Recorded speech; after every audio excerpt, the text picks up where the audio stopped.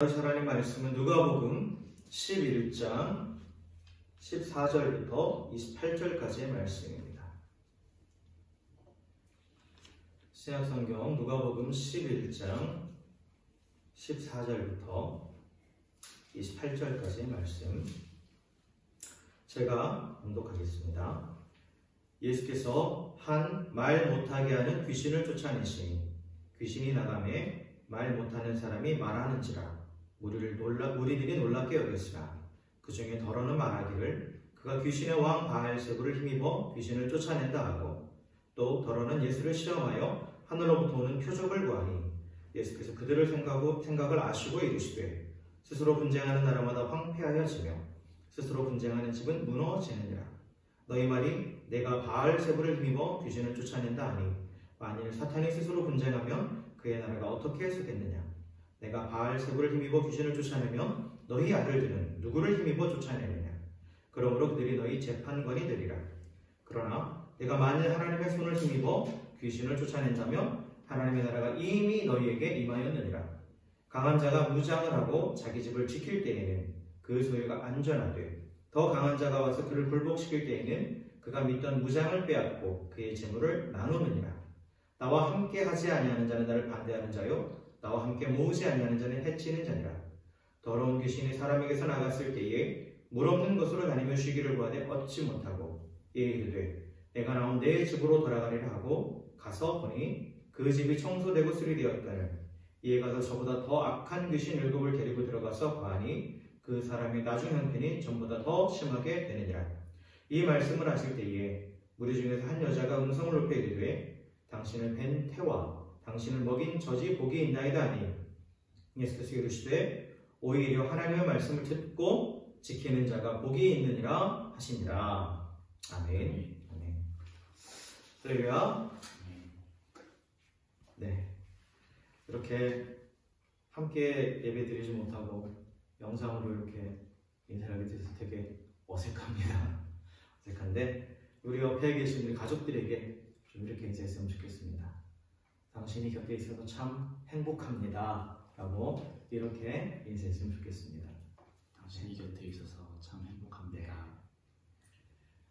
내 옆에 있는, 지금 내 곁에 있는 가족들이 얼마나 소중한지, 또 지금 비록 떨어져 있지만 우리가 이렇게 주일마다 또 시간이 될 때마다 함께 모여서 예배하던 이 성도들, 그 교제가 또 얼마나 소중한 것인지 우리가 이 기회를 통해 좀 더 깨닫게 되는 것 같습니다. 네, 어쨌든 비록 우리가 이렇게 떨어져 있지만 각자의 자리에서 또 하나님을 예배하면서 우리가 한 성령 안에 하나 되어서 여러분들 잘 이겨내고 또 계속해서 또 비록 몸은 떨어져 있지만 더 서로를 돌보고 하나 되어가는 그런 시간 되기를 주의 이름으로 축원합니다. 자, 오늘 말씀을 보면 오늘 말씀은 예수님이 이제 사역을 하실 때 당시 사람들의 반응이 어떠했는지를 지금 보여주고 있는 그런 내용입니다. 그런데 이제 이 내용은 공관복음, 즉 동일한 관점에서 쓰여진 복음서, 그게 마태, 마가, 누가복음인데 그 공관복음서에 모두 등장을 해요. 그래서 마태복음에는 12장, 마가복음에는 3장에 이 말씀의 내용이 나와 있습니다. 그만큼 이 말씀이 되게 중요하다는 거죠. 중요하다는 거예요. 그래서 당시 사람들이 예수님께 반응했던 그 모습들, 그리고 또 예수님이 그에 대해서 뭐라고 말씀하시는지, 그리고 오늘 마지막에 복이 있는 자에 대해서 말씀을 하시는데 정말 복이 있는 사람이 누구인지에 대해서 오늘 말씀을 중심으로 한번 살펴보고자 합니다. 자, 오늘 14절부터 16절까지 보면 예수님께서 보니까 한 말 못하게 하는 귀신, 그 귀신을 쫓아냈다라고 지금 기록되어 있죠. 그래서 그 귀신을 쫓아내는 사역을 하셨어요. 그런데 그 예수님의 사역에 대해서, 예수님의 기적에 대해서 반응하는 3가지 반응이 있었습니다. 그 첫 번째 반응은 뭐냐면 14절에 보니까 무리들이 놀랍게 여겼다라고 나오죠. 놀라워했다라는 표현이에요. 놀라워했다라는 거죠. 근데 이제 이와 똑같은 구절인 마태복음 12장 23절에 보면 무리가 다 놀라 이르되 이는 다윗의 자손이 아니냐 하니 라고 기록되어 있어요. 그러니까 한 부류는 어떤 부류냐면 예수님의 기적을 보고 놀라면서 예수님을 향해서 이 사람은 다윗의 자손이다 라고 그렇게 했다라는 거죠. 근데 다윗의 자손이라는 표현은 당시 유대인들이 가장 즐겨 사용하던 메시아에 대한 호칭 중에 하나예요. 그러니까 그들이 메시아를 부를 때 여러 가지로 불렀는데 그 중에 가장 많이 쓰였던 표현이 뭐냐면 다윗의 자손이에요. 그래서 예수님께서 그 종료주일에 예루살렘에 입성하실 때 수많은 유대인들이 예수님을 환영하면서 호산나 찬송하리로다 주 이름으로 오시는요. 호산나 찬송하리로다 다윗의 자손이요 하면서 예수님을 메시아로 그렇게 선포하고 있는 모습을 우리가 볼 수 있죠. 그래서 오늘 이 기적을 보면서 귀신이 쫓겨나가는 그 기적을 보면서 많은 사람들은 놀라면서 예수님을 메시아로 생각했다는 거예요. 우리를 구원하실. 그러니까 메시아는 구원자라는 뜻인데 우리를 구원하실 분이라고 그렇게 생각했다는 거예요. 이게 이제 일반적인 사람들의 반응이었는데 그런데 오늘 말씀해 보니까 다른 두 부류의 사람이 나와요. 다른 두 부류의 사람이 나옵니다. 그런데 이 두 부류는 부정적인 반응을 보이는 사람들이에요. 그래서 첫 번째는 어떤 사람들이냐 15절에 보니까 더러는 말하기를 그가 귀신의 왕 바알세불을 힘입어 귀신을 쫓아낸다 라고 그렇게 주장하고 있죠. 그러니까 예수님이 귀신을 쫓아내는 것 그것은 이미 보여진 팩트이기 때문에 그건 부정을 못해요. 그런데 그 예수님의 그 사역의 힘이 그 원천이 하나님으로부터 온 게 아니라 그게 메시아라는 증거가 아니라 오히려 귀신의 왕이라는 그런 증거다라고 그렇게 주장하고 있는 거죠. 마태복음에 보면 이렇게 말한 자들이 누구인지 더 정확하게 나와 있어요. 마태복음과 마가복음에 보면 바리새인과 서기관들이라고 나와 있어요. 바리새인과 서기관들. 당시 종교 지도자들이죠. 하나님의 말씀을 너무나 잘 알고 있고 또 하나님의 말씀을 또 가르치는 그러한 자들이에요. 그런데 그런 종교 지도자들이 이 예수님께서 하신 그 사역을 하나님의 사역이 아니라 사탄의 사역이라고 주장하고 있다는 거죠. 그러면서 예수님을 정면으로 대적하고 있어요. 대적하고 있다는 거죠. 근데 이들의 억지 주장에 대해서 예수님께서는 18절부터 21절까지 말씀을 통해서 강하게 반박하고 계세요. 강하게. 그러면서 18절에서 어떻게 사탄이 사탄을 쫓아내느냐. 스스로 분쟁하는 나라는 설 수 없다라고 망할 수밖에 없다라고 그렇게 말씀을 하시고 또한 19절부터 20절까지는 너희들 말대로 만약에 내가 귀신을 힘입어서 귀신을 쫓아낸다면 그럼 너희들 중에 귀신을 쫓아내는 사역을 하는 자들이 있는데 그들은 그러면 무슨 힘으로 누구를 힘입어서 귀신을 쫓아내느냐라고 지금 그렇게 반문하고 계시는 거예요. 그러면서 예수님께서 여기서 중요한 포인트를 하나 말씀하시는 게 뭐냐면 귀신을 쫓아내는 사역은 하나님의 나라와 연결되어 있다는 거죠. 하나님의 나라와 연결되어 있다는 거예요. 즉 예수님께서 귀신을 쫓아내시는 사역은 뭐냐면 사단이 점령하고 있던 그곳을 다시 탈환하는 그러한 영적 전쟁의 승리를 말씀하시는 거예요. 그래서 예수님이 귀신을 쫓아내셨다는 것은 그 자리에 하나님의 나라가 임했다라고 그렇게 말씀하시는 거죠. 그래서 20절 마지막에 보면 내가 하나님을 힘입어 귀신을 쫓아낸다면 하나님의 나라가 이미 너에게 임하였다라고 그렇게 말씀하고 계시는 거죠. 그래서 예수님께서 귀신을 쫓아내는 그 사역은 단순히 어떤 사람들에게 보여주기 위한 그런 1차적인 귀신이 쫓겨나간다는 그런 기적의 의미로만 말씀하시는 것이 아니라 그것이 결국 하나님의 나라가 있다는 건데 임한다는 것을 보여주는 그러한 표적임을 가르쳐주고 있어요. 그러면서 하나님의 나라가 이 땅에 임하는 것은 결국 메시아의 사역이다라는 것을 분명하게 말씀하고 계시는 거죠. 그런데 서기관들과 바리새인들은 그 예수님을 바알세불의 하수인으로 만들어버린 거죠. 즉 귀신의 왕의 하수인으로 만들어버린 거예요. 그러면서 예수님께서 강한 자가 더 강한 자가 강한 자를 쫓아낸다라는 표현을 쓰시면서 당신이 하늘로부터 오는 권세가 있고 당신이 더 강한 자임을 말씀하시는데 그걸 의도적으로 왜곡하고 있는 거죠. 하나님 나라의 역사를 왜곡하고 있는 거예요. 눈에 보이는 사실을 보면서 자신들의 의도에 따라서 그걸 해석해버리는 거죠. 그게 왜곡이에요. 왜곡. 팩트 자체는 부정할 수가 없으니까. 근데 어떻게 해석하느냐에 따라서 사건이 달라지는 거죠. 그러니까 종교 지도자들은 그 예수님이 눈앞에 보여진 그 객관적인 그 사역을 자신들의 의도에 맞게 그걸 왜곡시키는 거예요. 그래서 이와 평행되는 구절인 이 마가복음 3장에 보면 이러한 자들을 향해서 성령을 해방하는 자라고 예수님께서 경고하고 계세요. 즉 귀신을 쫓아내는 사역은 하나님의 나라의 사역이고 그 성령께서 하시는 일인데 사람들이 다른 것을 가지고 나를 비방하거나 하는 것은 죄를 짓는 것을 용서받을 수 있지만 그러나 눈앞에 보이는 분명한 성령의 사역을 보고 그것을 회방하는 자는 용서받지 못한다고 분명히 말씀하고 있죠. 이게 얼마나 큰 죄임을 선포하고 계시는 거예요. 그러니까 눈에 보이는 분명한 하나님의 역사를 내 마음대로 왜곡해버리는 게 얼마나 무서운 것인지 분명하게 지금 가르쳐주고 있다는 거죠. 자, 그리고 세 번째 부류의 사람이 있습니다. 세 번째 부류의 사람은 16절에 보니까 더러는 예수를 시험하여 하늘로부터 오는 표적을 구한다라고 말씀하고 있죠. 하늘로부터 오는 표적을 구하는, 여전히 예수님을 의심하고 있다는 거예요. 예수님의 메시아임을 믿지 못하면서 표적을 더 보여달라는 거죠. 당신이 메시아라면 표적, 즉 증거를 보여달라는 거예요. 증거를. 근데 이들이 누구냐? 또 바리새인들이에요. 그러니까 또 다른 종교 지도자들이에요. 아니면 그들과 동일한 사람일 수도 있어요. 처음에 예수님을 귀신의 왕이라고 했던 그들이 예수님이 반박하니까 또다시 그러면 다시 한번 표적, 다른 표적 보여줘봐 이렇게 얘기하는 걸 수도 있어요. 어쨌든 간에 하늘로부터 오는 표적을 구하는 거죠. 더 많은 것들을 구하는 거예요. 계속해서 더 많은 것들. 그런데 사실 지금 오늘 이 사건이 있죠. 오늘 이 사건, 벙어리 귀신을 쫓아내시고 벙어리를 말하게 하신 그 사건 자체가 예수님이 메시아이심을 보여주신 가장 분명한 표적이에요. 그런데 그들은 그걸 인정하지 않는 거예요. 그것을 인정하지 않고 또 다른 표적, 더 확실한 것을 보여달라고 그렇게 말씀하고 그렇게 지금 구하고 있는 거죠. 그러니까 예수님께서 뭐라고 말씀하시느냐? 마가복음 12절에 보니까 예수께서 마음속 깊이 탄식하시면서 이르시되 어찌하여 이 세대가 표적을 구하느냐? 내가 진실로 너에게 이르노니 이 세대에 표적을 주지 아니하리라 하시고 라고 말씀하세요. 이건 무슨 뜻이냐면 예수님께서 표적을 보여줄 수 없어서 보여주는 게 아니라 보여줘도 아무 소용이 없다라는 뜻이에요. 그렇기 때문에 더 이상 표적을 주지 않겠다라고 말씀하세요.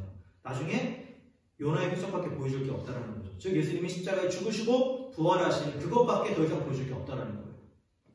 다른 것을 아무리 보여줘도 너희는 이미 믿지 않기로 결정했다라는 거죠. 사실 아까도 말씀드렸지만 이 본문의 사건 자체가 예수님이 메시아라는 것을 너무나 분명히 드러내는 거예요. 왜냐하면 오늘 14절에 보니까 말 못하게 하는 귀신을 쫓아내셨다라고 되어 있죠. 그런데 이 평행구절의 마태복음은 이 상황이 어떤 상황인지 더 분명하게 말해주고 있어요. 그래서 마태복음 12장 22절에 보면 그때 귀신 들려 눈 멀고 말 못하는 사람을 데리고 왔거늘 예수께서 고쳐주심에 그 말 못하는 사람이 말하며 복이 된지라 이렇게 되어 있어요. 그러니까 누가복음은 단순히 말 못하는 사람으로만 되어 있는데 마태복음은 좀 더 정확하게 되어 있어요. 눈이 멀었어요.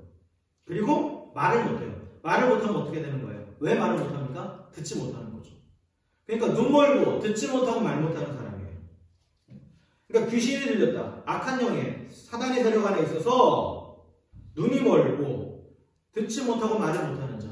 이거는 전적으로 누구를 가르쳐 주는 거냐면 하나님을 떠나 죄악 가운데 있는 인간의 모습을 가장 생생하게 대표해주는 그런 모습이에요. 죄와 사망의 권세 아래 매여있죠.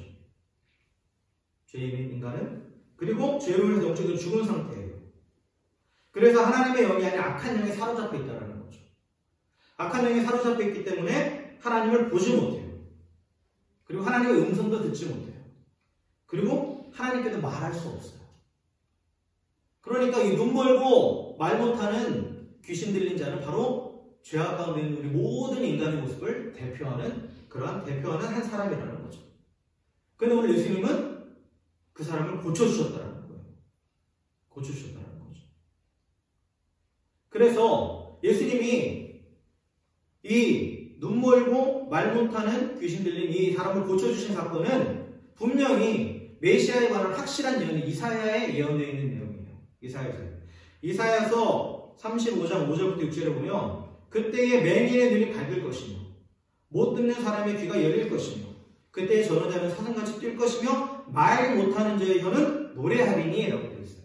즉 메시아가 오시면 눈먼 자가 보게 될 것이고 또한 귀머거리가 듣게 될 것이고 또 말 못하는 자가 혀가 풀려서 하나님을 찬양할 것이다. 노래할 것이다 라고 분명하게 예언하고 있죠. 비단 이 이사야 말씀 안에 다른 여러 예언서들을 보면 메시아가 오셔서 사실 사역이 무엇인지 분명하게 말씀하고 있어요. 그게 바로 예수님이 하신 사역들이거든요. 그런데 이 종교 지도자들, 바리새인과 서기관들, 이들이 과연 하나님의 말씀을 몰랐을까요? 이들은 분명히 알고 있었어요. 누구보다도 잘 알고 있는 사람들이에요. 그러니까 자신들이 알고 있는 말씀에 비춰서 예수님을 보면 분명히 예수님은 메시아예요. 믿지 않을 수가 없는 거예요. 그런데 중요한 건 뭐냐? 그들은 믿고 싶지 않았다는 거죠. 믿고 싶지 않았다는 거예요. 의도적으로 믿지 않았다는 거예요. 의도적으로. 그리고 예수님의 사역을 부인했다는 거죠. 이게 또한 어떻게 보면 성령을 방해하는 거예요. 말씀을 통해 성령께서 깨달음을 주시는데 스스로 그것을 거부해버리는 반응이죠. 이런 자들은 돌이킬 수 없다는 거예요. 돌이킬 수 없다는 거죠. 그 심리학적 용어에 보면 확증 편향이라는 단어가 있습니다. 확증 편향. 확증 편향이 영어로 뭐냐면 confirmatory bias. 맞나? 항상 발음이 좀 안 좋아서. 어쨌든 간에 확증 편향이라는 그런 심리학적인 용어가 있어요. 이건 뭐냐면 어떤 가설이나 또 어떤 그 명제가 주어졌을 때 그것이 맞다는 증거를 찾는 데 몰입하는 경향을 말하는 거예요. 쉽게 말해서 내가 뭔가를 옳다라고 생각했다라면 그것을 위해서 그것이 맞다는 증거만을 찾는 거예요. 그러니까 결론을 먼저 내려놓는 거죠. 그러니까 자신의 어떤 기대함과 또한 나의 이해관계가 관계된 부분에 대해서 어떤 것들을 옳다든지 그르다라든지 먼저 판단을 내려놨다면 그 주변에 어떠한 증거들이 나타나도 나는 그것을 내가 내린 결정에 맞게 바꾼다라는 거예요. 그게 확증 편향이라는 거죠. 그래서 오늘날 보면 이렇게 왜 우리가 사실 한국 사회에 요즘 정치적으로 너무나 많은 분열되어 있잖아요. 근데 똑같은 팩트에 대해서, 똑같은 사실에 대해서 내가 어떤 방향으로 먼저 결정을 내려놨느냐에 따라서 나는 이미 이렇게 결론을 내려놨어요. 그러면 이 똑같은 사실을 그에 대한 증거로 사용하는 거예요. 근데 반대편에 있는 사람은 또 똑같이 이걸 자신의 의견에 뒷받침하는 주장으로 증거로 사용하는 거예요. 그러니까 어떤 명백한 증거가 있더라도 자신이 내린 결론에 대해서 바꾸려고 하지 않는다는 거죠. 그러면서 어떤 증거가 나와도 거봐, 내 말이 맞지 이렇게 되는 거예요. 내 생각이 맞지. 이게 바로 확증 편향이라는 거죠. 그래서 의식적으로든 무의식적으로든 자신의 생각과 자신의 신념과 반대되는 어떤 것들이 증거가 나타났을 때 그걸 왜곡해버리는 거예요. 그래서 내 신념에 맞게 바꿔버리는 거예요. 그래서 극히 일부분만에 가지고 떼어버리죠. 그래서 극히 일부분만에 가지고. 이게 바로 확증 편향인데 사실 이때 당시의 종교 지도자들은 이 확증 편향에 빠져 있었다는 거예요. 이미 그들이 결론을 내려놓은 거예요. 예수는 메시아가 아니다. 그렇기 때문에 어떤 표적을 보여줘도 보세요. 귀신을 쫓아내는 표적을 보여주셨어요. 이거는 이사야서에 예언되어 있는 분명한 메시아에 관한 표적이에요. 그런데 그걸 어떻게 해석합니까? 귀신의 힘을 빌려서 쫓아낸다고 해석해버리죠.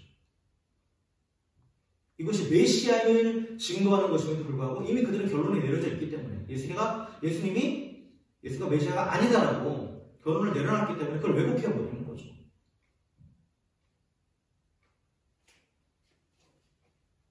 그리고 또 다른 표적을 자꾸 달라는 거예요. 근데 예수님이 그 마음을 아셨다는 거죠.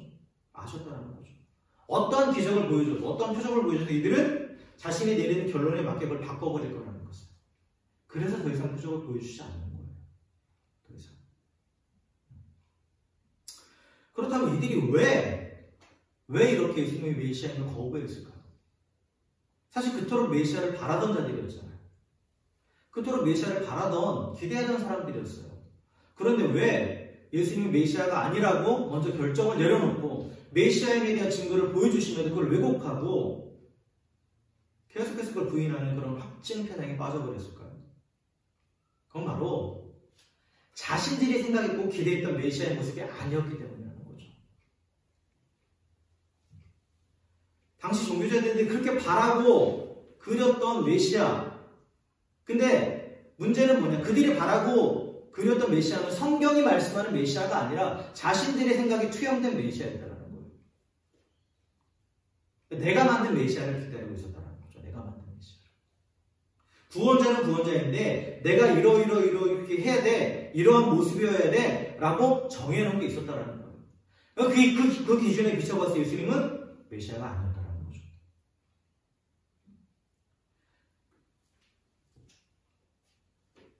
그래서 이들에게 있어서 메시아인지 아닌지를 판단하는 우선순위는 뭐였냐? 하나님의 말씀이 아니라 자기들의 종교적인 관습이었어요. 그러니까 자신들이 종교적인 관습이 하나님 말씀보다 더 진리가 되어 있었고, 그래서 자신들이 진리라고 생각하는 그 종교적 관습을 따르지 않는 자는 결국 메시아가 아니라는 거죠.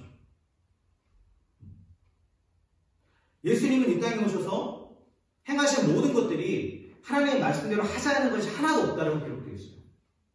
하나님 말씀대로 하셨어요. 진리대로. 그런데 이 종교 지도자들은 하나님의 말씀이 아닌 자신들의 종교적인 관습, 자신들이 정해놓은 그 룰, 그것에 근거해서 예수님이 메시아인지 아닌지를 판단했고, 그 기준에서 봤을 때 예수님이 메시아가 아니라고 결론을 내렸던 거죠.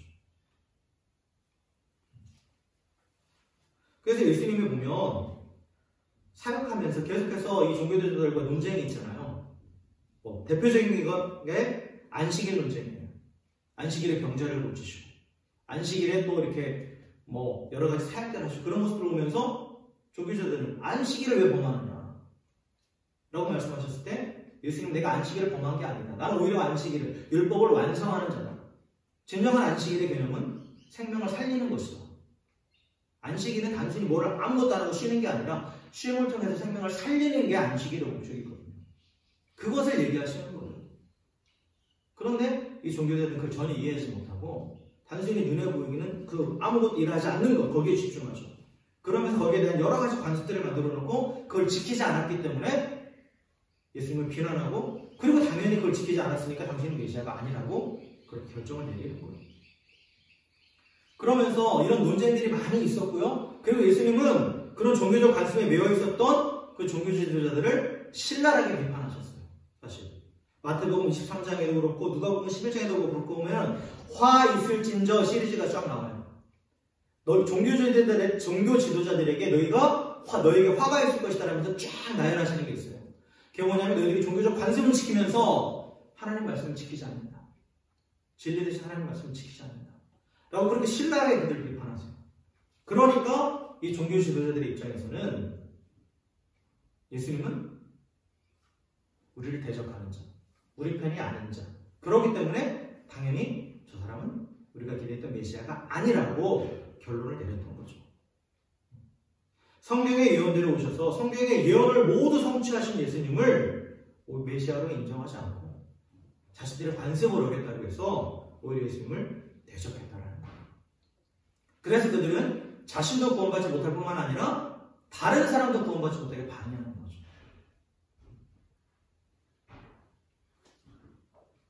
이 모습이 얼마나 심각한 것인지 우리가 알아야 돼요. 그러면서 이 뒤에 나오는 비유 말씀 있죠? 이 뒤에 나오는 비유 말씀 그와 연결을 시켜보시면 돼요. 여기 보면 더러운 귀신이 24절부터 26절까지의 말씀을 보면 이 더러운 귀신이 나가서 영적으로 깨끗해진 자가 있어요. 그런데 그 영적으로 깨끗해진 자 안에 뭐가 채워지지 않았을 때 더 나쁜 것이 들어온다는 그런 비유죠. 이게 뭐냐면 내가 영적으로 깨끗해졌다 하더라도 하나님의 진리의 말씀이 아닌 다른 것들로 내 안에 채워지면 그 상태는 그 이전보다 더 나빠진다는 거예요. 더 나쁜 상태라는 거죠. 즉, 이 종교적 지도자들처럼 자신이 거룩해졌다고 생각을 하는데, 그런데 하나님의 말씀이 아닌 다른 종교적인 관습, 다른 나의 경험, 내 생각들로 그게 내 안에 가득 차 있다라면 오히려 그 상태가 더 나쁜 상태라는 것을 분명하게 말씀하고 있다는 거예요. 그러면서 마지막에 보니까 28절에 오히려 하나님의 말씀을 듣고 지키는 자가 복이 있다라고 말씀하시죠. 진정 복이 있는 자는 뭐냐? 하나님의 말씀을 듣고 순종하는 삶이라는 거예요. 내 기대, 내 생각, 또 나의 종교적인 어떠한 행위, 이러한 것들이 아니라 오직 하나님의 말씀이 그 안에 채워지고 그 하나님의 말씀을 기준이 되어서 그 하나님의 말씀을 따라 순종하는 그 삶이 진정으로 복된 삶이라는 거죠. 그걸 지금 말씀해주고 계시는 거예요.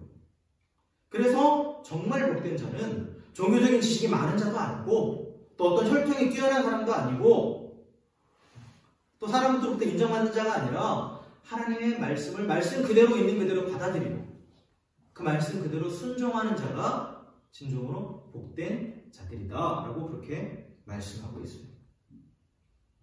사랑하는 여러분, 예수 그리스도는 온 인류를 구원하시기 위해서 오신 메시아인 줄 믿습니다. 오늘 말씀 그걸 먼저 분명히 가르쳐주고 있고요. 예수님이 메시아라는 사실은 분명한 팩트예요. 그런데 중요한 것은 우리가 어떤 마음이냐가 중요하다는 거예요. 그리고 내 안에 지금 무엇으로 채워져 있느냐가 중요하다는 거죠. 우리가 예수님이 메시아를 믿어요. 그렇기 때문에 우리는 영적으로 먼저 깨끗해진 자예요. 그러나 그 이후에 우리 안에 채워져 있는 것이 무엇인가 한번 생각해 보셔야 돼요. 지금 내 안에는 하나님의 진리의 말씀이 채워져 있는가? 아니면 나도 모르게 굳어져 있는 내 종교적인 관습, 또 내 생각, 내 경험들이 내 안에 혹시 가득 차 있지는 않은가? 우리는 그것을 항상 우리 자신을 돌아보면서 생각해 봐야 됩니다. 그래서 내가 말하고 행동하고 또 누군가를 바라보면서 어떤 판단을 내릴 때 있어서 과연 그 기준은 무엇인가? 진리이신 하나님의 말씀인가? 아니면 내 생각인가? 내 생각을 하나님의 말씀처럼 내가 포장하고 있지는 않은가? 내가 가지고 있는 종교적인 관습을 진리로 여기고 있지는 않은가? 우리는 그 사실들을 항상 돌아보면서 우리 안에 있는 그런 굳은 마음들을 제거해야 됩니다. 제거해야 돼요. 만약 우리가 진리의 말씀이 아닌 종교적 관습을 따르고 있다면 그걸 어떻게 할 수 있느냐? 그 종교적 관습을 따르는 자들의 특징은 뭐냐? 자유가 없어요. 참 자유가 없습니다. 방종을 뜻하는 게 아니에요. 복음 안에 주시는 참 자유가 없다라는 거예요. 항상 뭐에 매이는 거예요. 그 종교 지도자들은 뭐예요? 항상 관심에 매여서 벌벌벌 떨잖아요. 아무것도 못하잖아요. 제가 예전에 그런 말씀 드렸죠. 유대인들, 지금도 정통파 유대인들은 안식일에 아무것도 안 한다고. 그래서 불도 못 끈다고. 이웃 사람한테 전화해서 와서 불 꺼달라고 그러고. 엘리베이터도 층마다 다 서는 그런 엘리베이터를 타고 다닌다고. 얼마나 불쌍해요. 어떻게 보면. 자유가 없는 거예요. 그래서 하나님은 어떻게 해석하느냐. 내가 뭔가를 지키지 않았을 때 벌 주시는 하나님으로만 생각하는 거예요. 종교적 관습에 얽매인 사람들이 언어하는 특징을 보세요. 언어의 특징을 보면 이렇게 하면 하나님이 벌 받을 거예요. 이렇게 하면 하나님이 화를 내리실 거예요. 작금의 사태에 대해서도 마찬가지예요. 해석하는 방법이 달라져요. 종교적인 관습에 매여있는 사람들은 이것도 너희들이 이렇게 했기 때문에 하나님 주신 벌이야 라고 생각을 해요. 물론 인간이 탐욕으로 인해서 또한 인간의 죄악된 모습으로 인해서 이런 사태가 발생한 건 맞아요. 그러나 그것을 가지고 일방적으로 어느 한 민족이나 어느 한 집단을 비난하고 정죄하는 것은 종교적 관습에 매여있는 사람의 모습이라는 거예요. 나의 죄를 인식하고 스스로 하나님께 겸손하게 회개하면서 나아가는 것이 진정한 그리스도인의 반응이에요. 이런 문제에 대해서. 그래서 이 종교적 관습에 매여있는 자는 자신도 자유하지 못하고 다른 사람도 얽매이는 자들이에요. 그러니까 그런 분들이 옆에 있으면 피곤한 거예요. 항상. 자신도 뭐 벌벌벌벌 거리고 누가 또 그렇게 자신의 기준에 맞춰서 그렇게 하지 않으면 바로 비난하고 바로 정죄하죠. 그래서 자신도 구원의 기쁨을 누리지 못하고 남도 그걸 누리지 못하는 거예요. 오히려 또 멸망의 길로 이끌어가는 그런 일을 할 수도 있다는 거죠. 그리고 그러한 종교적 관습에 계속해서 매여있다 보면 예수님조차도 내가 판단해버리는 거예요. 나중에. 예수님조차도. 그래서 나아가서 예수님을 부인하고 대적하는 자도 될 수 있다는 거죠. 그래서 우리는 항상 이 부분을 마음속에 새기셔야 됩니다. 나는 과연 무엇을 따라 살고 있는가? 특별히 우리가 신앙생활을 쭉 해오다 보면 어느 정도 신앙생활을 오래 했다 하다 보면 좀 안다 할 때 그때 조심하셔야 돼요. 그때. 나도 모르게 그런 부분들이 만들어진다는 거예요. 나도 모르게. 그래서 우리는 항상 그 부분을 점검하셔야 돼요. 우리는 철저하게 하나님의 말씀으로 돌아가야 됩니다. 종교 지도자들처럼 당시 종교 지도자들처럼 종교적 관습이 아닌 하나님의 말씀으로 돌아가야 돼요. 내 기준이 아닌 하나님의 말씀으로 돌아가야 돼요. 그리고 하나님의 말씀으로 채워줘야 돼요. 내 경험이나 내 감정이나 내 느낌이 아닌 변치 않는 진리의 말씀을 우리가 붙잡고 그 진리의 말씀을 따라 살아갈 때 우리가 예수님을 날마다 만날 수 있고 경험할 수 있고 그 안에서 참 자유를 누릴 수 있습니다. 구원의 기쁨과 평안 그리고 참 소망을 누리는 그러한 복 있는 삶을 살아갈 수 있다는 거예요.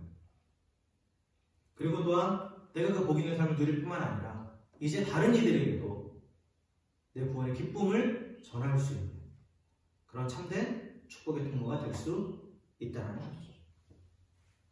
사랑하는 성도 여러분, 우리 안에 혹시 이런 종교제도의 모습이 있지 않는지 항상 겸손하게 돌아보기를 주의 이름으로 축원합니다. 그리고 우리가 철저하게 하나님 말씀으로 돌아가서 날마다 말씀을 좀 묵상하고 순종하는 가운데에 하나님을 더 알아가시고 예수님을 더 알아가는 저 여러분에게 주의 이름으로 축원합니다. 그래서 하나님을 제대로 알아서 그 하나님의 뜻대로 이 세상들을 바라보면서 하나님의 마음으로 세상을 품고 기도하면서 이 땅 가운데 오는 그리스도인으로서의 역할을 감당해 나아가시는 저 여러분에게 주의 이름으로 축원합니다. 그래서 말씀에 순종함으로 완전한 구원자 되시는 그 주님 안에 거하며 구원의 기쁨과 평안과 감격을 날마다 누리며 또한 그 축복을 흘려보내는 축복의 삶을 살아가시는, 그래서 이 어두운 세상 가운데 너무나 힘들고 어려운 이 세상 가운데에 예수 그리스도 안에 있는 참된 기쁨과 평안과 또한 구원의 기쁜 소식들을 날마다 전할 수 있는 저 여러분들에게 다시 한번 주의 이름으로 간절히 축원합니다.